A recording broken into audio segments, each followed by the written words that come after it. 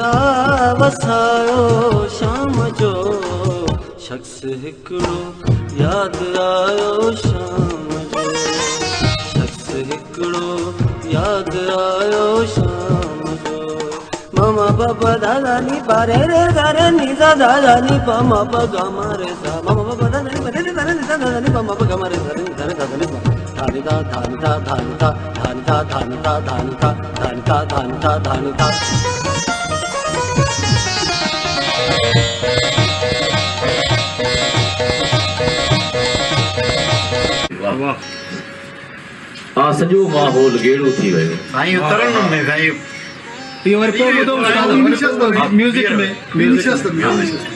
शख़्स हिकिड़ो यादि आयो शाम जो मींहुं नेणनि आ वसायो शाम जो सॼो माहौल गेड़ो थी वियो तो जॾहिं कल्याण ॻायो शाम जो सॼो माहौल गेड़ो थी वियो तो जॾहिं कल्याण ॻायो शाम जो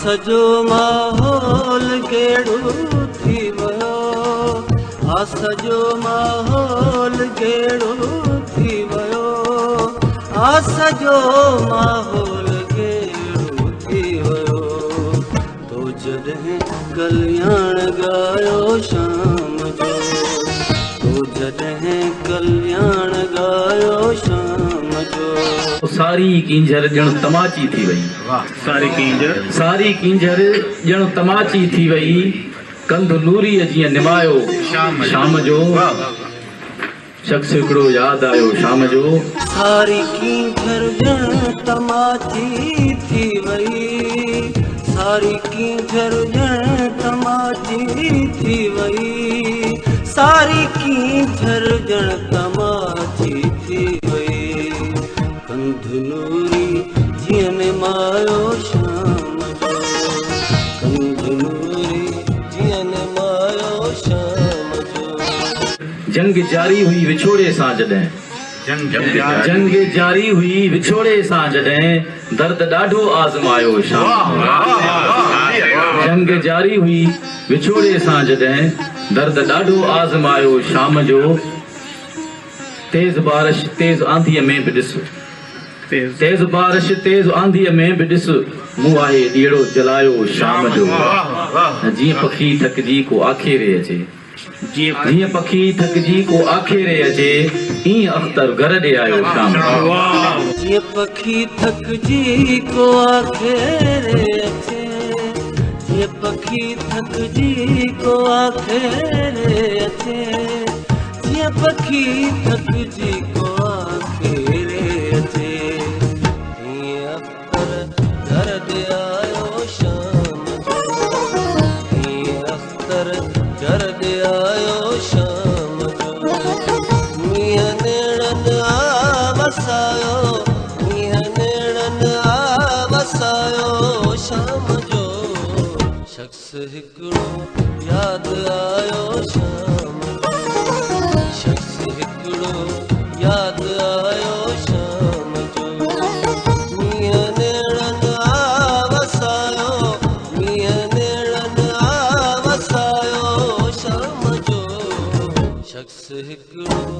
याद आयो शाम जो शख्स हिकिड़ो याद आयो शाम जो शख्स हिकिड़ो याद आयो शाम जो शख्स हिकिड़ो याद आयो शाम जो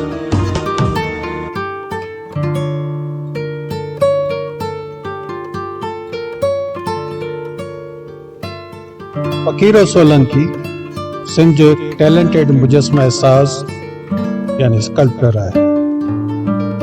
मूं जॾहिं हुन जो फन फेसबुक ते ॾिठो त मूंखे तमामु घणो पसंदि आयो। उन वक़्त खां वठी मां हुन जो फैन रहियो आहियां।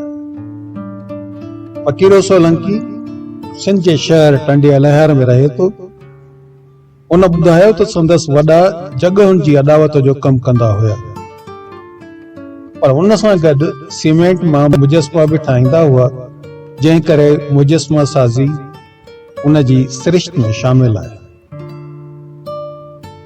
उन जो इहो बि चवणु हो त इंटर करण खां पोइ संदसि ख़्वाहिश हुई त national college of arts Lahore मां तालीम पिराए, जंहिं लाइ हुन दाख़िला फी बि जमा कराए छॾी हुई। पर जॾहिं लाहौर वञण में हिकु या ॿ ॾींहं हुया त संदसि भाइरनि जी मोटरसाइकिल जो हादसो थी पियो, जंहिंमें हू गुज़ारे वियो, जंहिंजे नतीजे में घर जो वॾो हुजण करे सॼो भार संदसि मथां पियो, जंहिं करे हुन पंहिंजो खानदानी कमु शुरू कयो।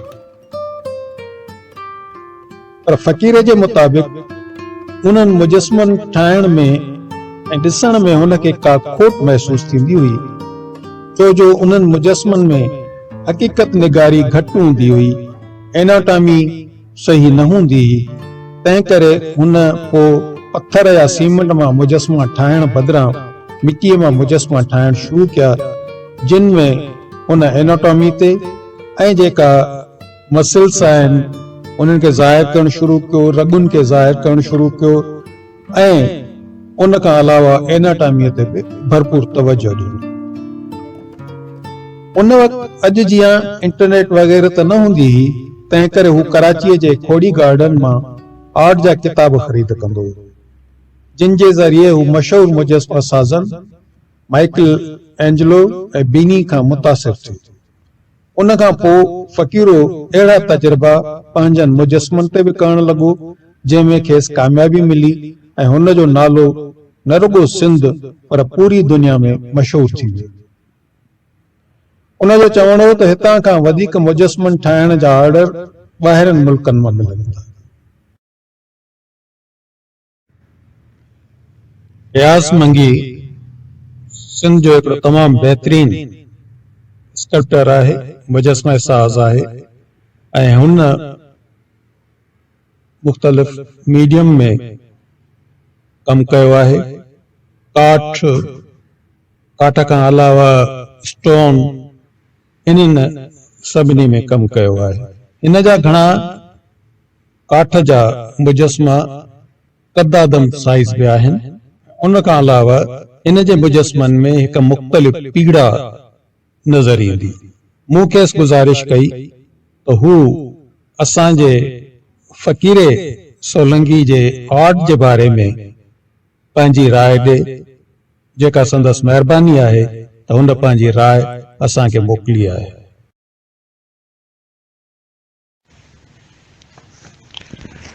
फन ज़िंदगीअ खे जनम ॾिए थो ऐं ज़िंदगी उन जी परवरिश करे थी। मां निहायत ई शुक्रगुज़ार आहियां पंहिंजे दोस्त इसाक अंसारी जो, जंहिं मूंखे इहो मौक़ो ॾिनो त मां सिंध जे हिकु बहितरीन मुजस्मे साज़ जी फ़नी खूबियुनि ते ॻाल्हायां। सिंध जे नंढड़े शहर टंडो अलाह यार जो वॾो आर्टिस्ट फ़कीरो सोलंकी। हूअं त मुंहिंजी मुलाक़ात साणसि कोन्हे, पर मां संदसि जे फ़नी खूबियुनि खां वाक़ुफ़ु आहियां ऐं हिकु फ़नकार जी असल सुञाणप बि संदसि जो फ़न आहे। फेसबुक ते संदसि जो कमु ॾिसंदो रहंदो आहियां। फ़कीरे जी फ़न ऐं टेक्निक ते जे ॻाल्हाइजे त हिन आर्टिस्ट कंहिं फ़नी इदारे मां तरबियत कान्हे वरिती।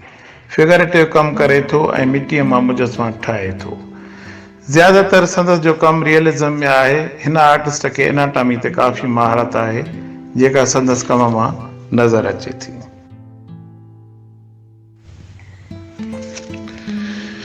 फ़कीर जो पसंदीदा मटेरियल बि मिटी किले आहे।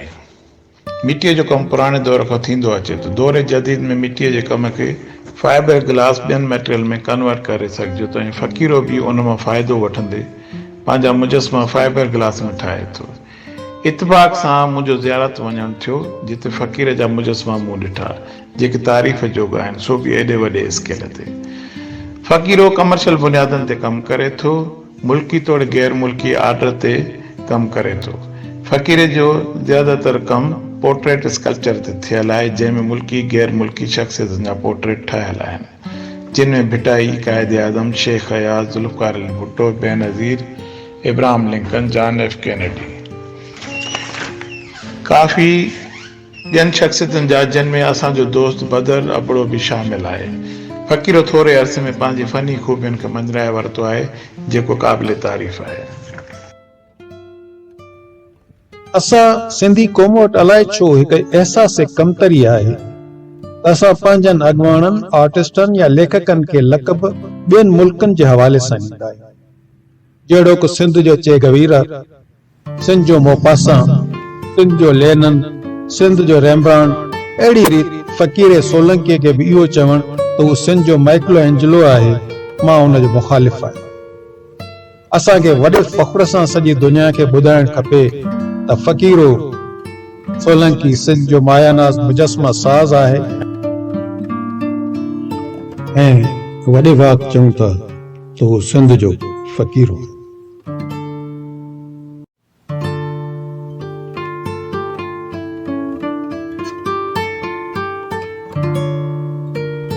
कहानी व्याकरण, लेखक रसूल बख्श दर्स। बस जुरी सुख जो साह खयूं, ॻोठ खां बि 2 महीना दूर रहण करे ॾाढी सिक हुई। भला सॼी ॼमार नंढड़े शहर में घारियम, सो इन गुल गोड़ में किथे थो सुख अचे। बहराड़ीअ जो आज़ाद माहौल, खुलियल रस्ता, न मोटर न रिक्शा, पंहिंजाए सुकून लॻो पियो हूंदो।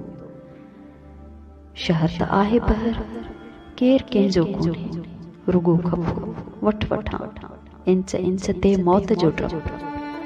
हर शइ मसनूई, अटो, खंड, मिर्च ताईं मिलावट। माण्हुनि जी मोहब्बत में बि मिलावट, पर छा कजे। सर्टिफिकेट जो वठणो, बहराड़ी जे माण्हुनि जो किथां अहिड़ो भाग थियो जो पढ़ण जूं मुकम्मल सहूलतूं हुजनि। बस मां लही अबाणे ॻोठ में पेर रखियम। ॼण 2 महीना न 2 साल गुज़री विया हुजनि। घर पहुतसि, अम्मा खणी बख विधा, मिठियूं ॾही गल ॻाढ़ा करे छॾियाईं। नंढड़ा भाइर चंबड़ी पिया। विरांडो छॾे अंदरि दाख़िल थियुसि। साम्हूं नज़रूं मथसि पयूं, सदा मलूक सूरत। घर में ॾिसी ख़ुशी बि थी त फिको बि थियसि। नंढी ॼमार जे करे संदसि मुंहं खां हटी वयुसि। अम्मा खे चयईं, केरु आहे? अबा साम्हूं वारी जॻह वरिती अथनि, 2 ज़ाल मुड़स आहिनि। मुड़स वीचारो वञे धंधे ते, पोइ हीअ अकेली थिए, अचो पाण वटि वक़्तु पास करे। यकसाहट चई वई। वधीक पुछण जी सघ न सारियम। अम्मा छा सोचींदी, अञा ॿार आहे, औरतुनि में दिलचस्पी थो वठे। उमिरि में मूंखां कुझु साल वॾी हुई। हुस्न जो कहिड़ो मिसाल ॾिजे। नक, अखियूं, बदन सभु सांचे मां निकितल हुअसि। वरी पाण ते खिल थियनि, अञा मुंहिंजी उमिरि 15 साल आहे। इहे ख़्याल मूंखे न करणु घुरिजनि, पर ख़बर नाहे छो अलाए जे कहिड़ी छिक हुई जा हुनखे ॾिसण ते मजबूर कंदी हुई। इम्तिहान थी वियो। नतीजो निकिरंदो बि 2.5 महीननि बाद। सॼो ॾींहुं वांदो, ज़हन मशगूल न हुअण करे का त मसरूफ़ियत हुजे। संदन घर असांजे साम्हूं हो। हर वेल मुंहिंजूं नज़रूं टल सां मथसि हूंदियूं हुयूं। संदसि 40 सालनि जे कुरड़ाट मुड़स सुबुह सां हलियो वेंदो हुयो। पाण अकेली थींदी हुई त असांजे घर में अची सहेड़ींदी हुई। मुड़संस पे पाड़े मां ख़ुशि हो। बाबा खे चवंदो हो, अदा अलाह ख़ैर करे, पाड़े वारा नेक आहिनि, वक़्तु सुठो पियो गुज़रे। उन ॾींहुं वाह तां वेंजी मोटियसि त दर ते बीठी हुई। अखियूं मिलियूं। आउं शर्म खां कंध झुकाए घर में घिड़ी वयुसि। अंगण में पियल खट ते लेटी पढ़ण लॻुसि। दर ते खड़को थियो। ॾिठमि त ॿ निगाहूं मुंह में खुतल हुयूं। हीअ मूंखे छो थी ॾिसे? छा आहे मुंह में हिन जो? कई ॾिसो मां कोड़े वयमि। अम्मा जो आवाज़ आयो। अम्मा खतुल भली करे आई आहे। परियां पियल तॾे ते अम्मा सां गॾु वेही वञी वेठी। ओचितो निहारिया, वरी बि नज़रूं मुंह में खुबाए छॾियईं। अम्मा पंहिंजी हाज पे कई। मूं रिसालो आॾो ॾिनो। पोइ हू टिक ॿधी ॾिसी रही हुई। शायदि मूंखे पसंदि करे थी, पर मूंखे बि त वणे थी। संदसि अखियुनि जा गुर्ज़ त मूंखे खायो विझनि, पर मूंखे फिको थियणु न घुरिजे। आउं त पोइ बि मर्द आहियां। उमिरि नंढी आहे त छा थी पियो? वो औरत हूंदे बि त नथी हबके। मूंखे छो थो थिए? आहिस्ते आहिस्ते इहो दस्तूर थी वियो हो।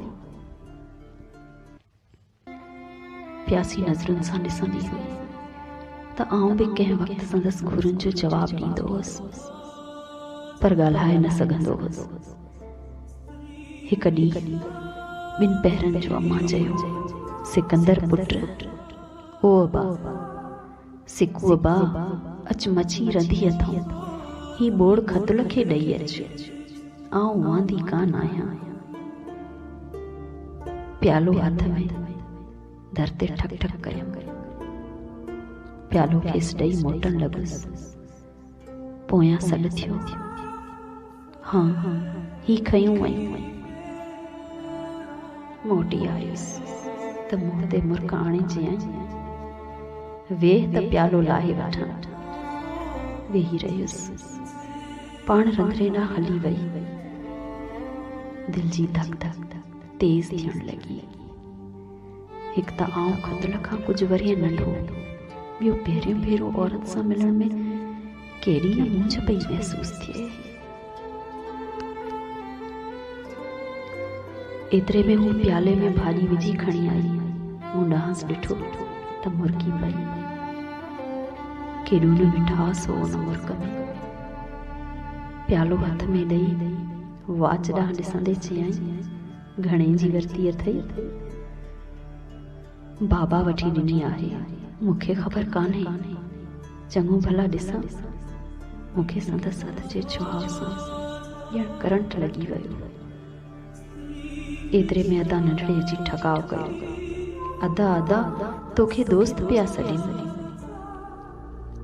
हवास दुरुस्त कयमि। आउं हलण लॻुसि त चयईं, शाम जो अचिजी, ईंदे न। केॾी न इल्तिजा हुई उन जुमिले में।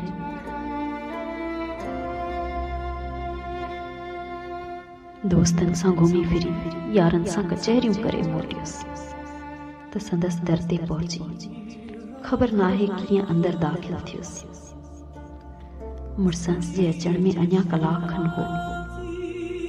हाज छॾे अची मूंसां गॾु खट ते वेठी ऐं चवण लॻी, सिकू, ख़ुदा जो सूर, तूं न खां चोटी ताईं सॼो मुंहिंजे भाउ मंठार जहिड़ो आहीं। ठा ठा ही छा पियो ॿुधां? हौसला खता थींदा पिया वञनि। कोशिश करे पाण खे होश में थो आणियां। वो साम्हूं बीठी आहे। हिकु फोटो हथ में झलियो। ॾिस, आहे न मुंहिंजो भाउ, सफ़ा तो जहिड़ो। अल्लाह, केॾा न ॾींहं थिया अथनि मिठे भाउ खे ॾिसंदे। तोखे ॾिसी भाउ जूं सिकूं लाहींदी आहियां। मुंहिंजो मुड़ुस जॾहिं खां रुसी आयो आहे तॾहिं खां मारीअ वांगुरु बांधी आहियां। हाणे तूं रोज़ ईंदे न, पोइ तूं मुड़ुस खां मोकल वठी वञे न कोन छॾींदो। ज़िंदगीअ जा संधा विझी आयो आहे, छॾे आऊं कान वेंदसि। पोइ तूं ईंदे न? हा ईंदुसि रोज़ानो। कतल जा लुड़क लाड़ू करे पे वया सावण जी मींहं जीअं। मुंहिंजे अखियुनि मां बि लुड़क लड़ी पिया ऐं लॻे मां अखियूं खणी न सघियसि। हलण लॻुसि, संदसि लफ़्ज़ कननि में ॿुरी रहिया हुआ। भाव सिको वरी भेरो कजां।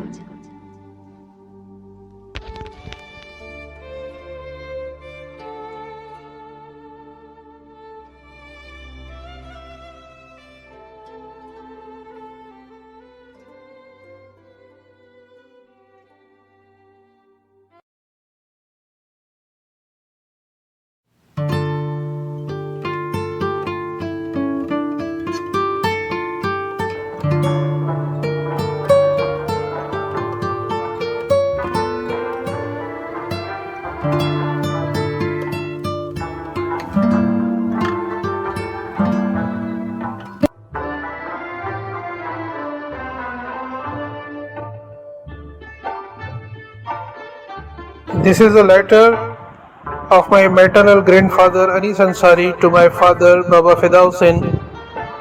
Both were literary persons, so their communication in this letter is worth to read. They discussed about singing of Nashenas and a story writer Roald Dahl.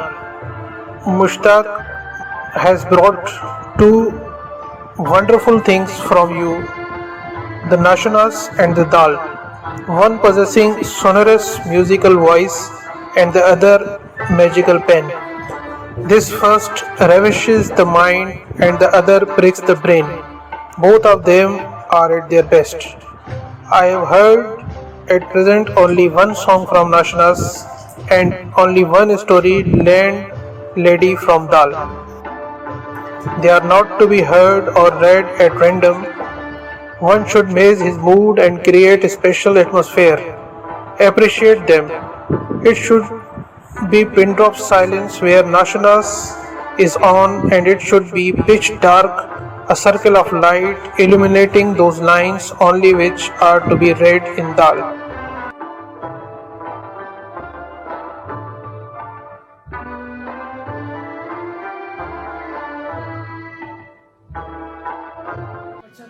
पहले ये गाना मैंने साइकिल की आवाज में सुना था और उसी जमाने से आज तक वही असर मुझ पर करती है जो ये गाना करता है, जो उस वक्त किया था, अल्फाज के लिहाज से भी और धुन के लिहाज से भी।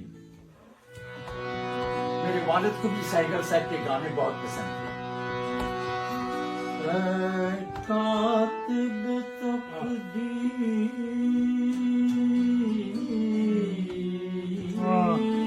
वाह डॉक्टर साहब,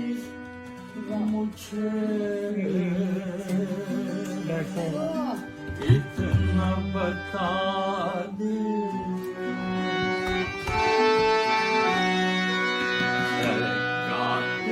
तकदीर मुझे, इतना बता दे, इतना बता दे मुझसे खफा है तुम, क्या